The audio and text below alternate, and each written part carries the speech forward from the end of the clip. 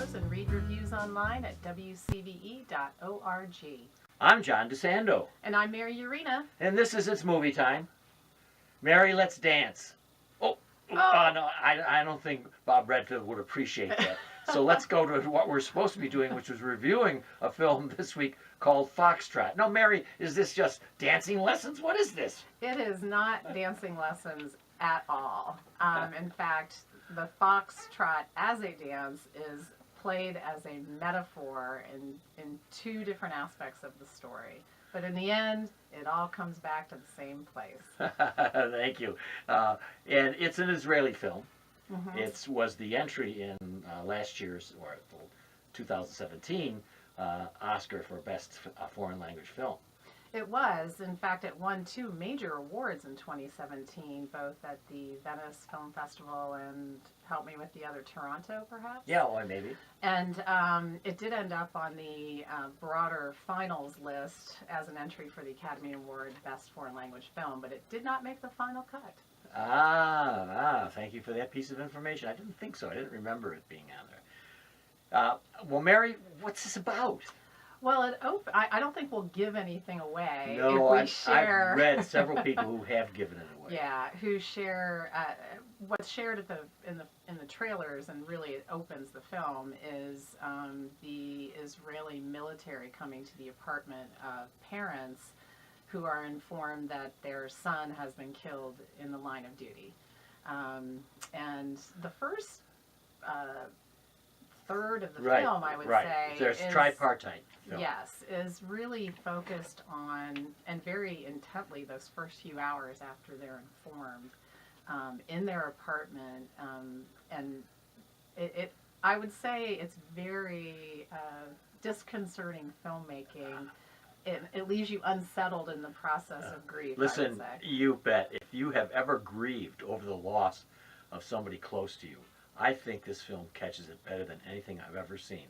An intense third of that film is watching the grief of the parents, particularly the father, played by the great Israeli actor Lior Ashkenazi, and the camera relentlessly. That's Samuel Maoz. He's your the director, call. right? That's writer-director Samuel Maoz. Close-ups of Ashkenazi are just spectacular. Well, and it's clear that he's in shock and he's grieving, and what I found, it's almost claustrophobic because their apartment is so neat and orderly. Right. He's an architect and probably designed it. Probably. Yeah. And so it's all very neat and orderly and tight, and then the camera angles are both very close on his face and to a certain extent on the wife's face when she's conscious. She goes back in the last third. Yes. Yeah. And then, and I'll explain the unconsciousness. That sounds a little weird.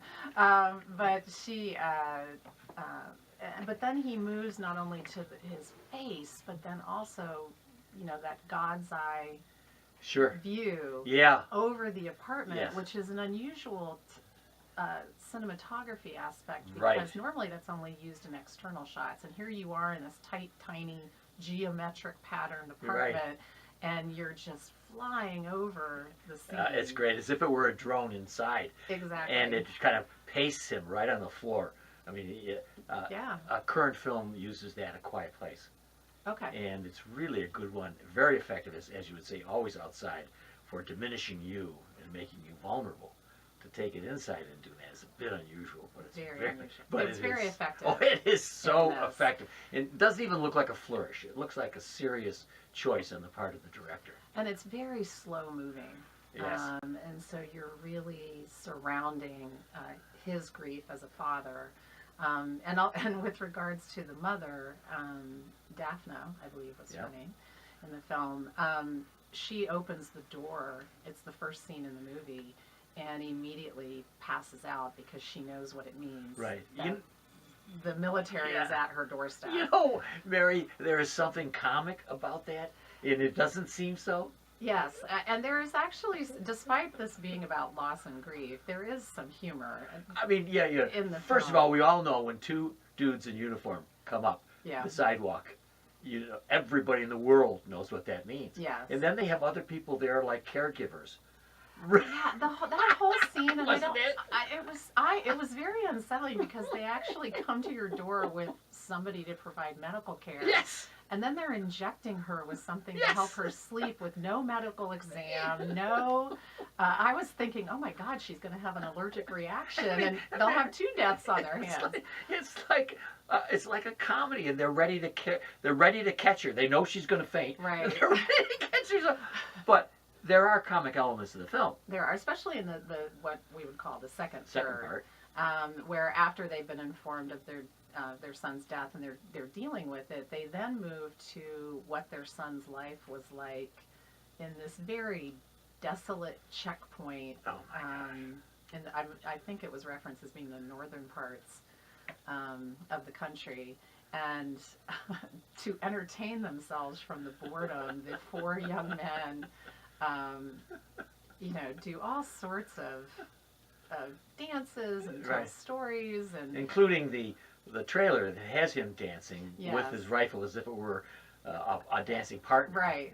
And that's surreal. Well, and it's very surreal because next to the checkpoint where they have some of their surveillance equipment is this old beat-up van with this like 1950s ice cream ad on the outside. Beautiful lady with big smiling teeth. Yeah, and double scoop of ice cream on her yes, cone. it's wonderful touch. But you have to be ready for that tonal change. Yes. Yeah. And it works for me. And of course, it accentuates the absolute absurdity of war itself, the war between Israel and Palestine. And those scenes just remind us that there's no end to the absurdity of it. And particularly when they can harass Palestinians who are trying to cross over. And there are very few. I mean, this is a desolate, desolate checkpoint, and you look at it and you wonder, why is there even a checkpoint here? Because Exactly. it's a single road through this beautiful but desolate landscape. They've got their living quarters. Looks like it's a old cargo shipping container that's just plopped down on sinking. wet land, and it's sinking. In a very broad metaphor, it's sinking. And they entertain themselves by rolling cans of their food to see how fast it rolls to one side of the container. Yes, yes. To determine how fast they're sinking. But then you see that there's been war in this area because the watchtower, which is built probably 2 stories high, and it's used to be cement, but it's got a huge hole blown in it. Yes. But it's very desolate. In fact, there's multiple crossings of a camel. Yes. That are part of the Another story. absurd element in this. Very absurd. Yeah. And the camel comes back. Yes. So there's some unity in all of that. But I think once you accept that absurdist view of war with the ultra realist first part, well, the third part, what's left to do? Well, I think what's left is what's the toll of grief, Yes. and what's the toll of loss, and what's the toll of war. Okay. And overall, not understanding Israeli culture as much, and how the military is viewed or plays a role. I did do a little bit of research after seeing the film, and they are required to provide, I think, 2 years, of military service. Even women. Even women. And so these 4 young men are young, they're inexperienced, they're put in a position of high tension, which is why there's so much comedy in them relieving that tension, Yep. but also boredom. And, what's the cost of all of that on their lives and on their families' lives? And so it's a really interesting examination of that, but it's also been very controversial in terms of an indictment of the Israeli military. Yes, the IDF, the Israeli Defense Forces. Yes. I can't believe that they allowed this film to represent them internationally because if you give it any kind of thought, it's really a savage lampoon of their rigid system. Rigid system, and also to the lengths they go. Yes. and it's juxtapositioned against characters who seem a little less passionate about Well, the war. exactly. The couple atheists. Yes. I mean, it's a wonderful contrast to what the forces are trying to do, and when you put that together with the humor, I think it's a really complete experience, which gets us right now to the point that exposes us completely.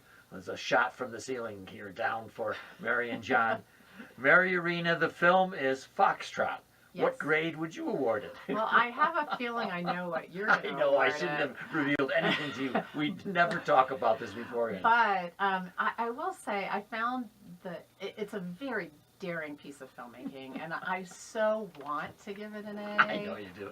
But I'm not going to give it an A. I'm going to give it a B, only because I felt the overuse of metaphors aren't necessarily universal.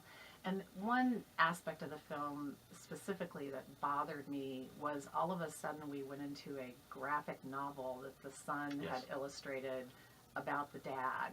And it seemed, I'm sure metaphorically it has some significance, Yeah. but to me it was a reach and it went way too far and seemed so out of context. And so that's why I'm giving it a B. Great. And for all the reasons that you said, I'm awarding it an A. Just because all of those absurdist elements, to me, do make a point. But yes, no matter what, I think our audience will be entertained and intellectually stimulated. But you gave the warning long ago. It's slow. It's slow. And it is contradictory. It does. And I will say, despite giving it a B, Right.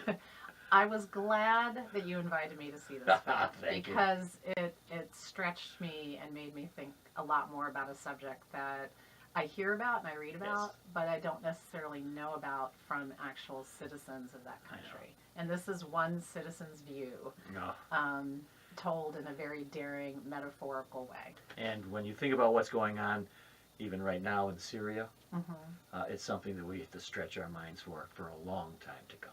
Absolutely.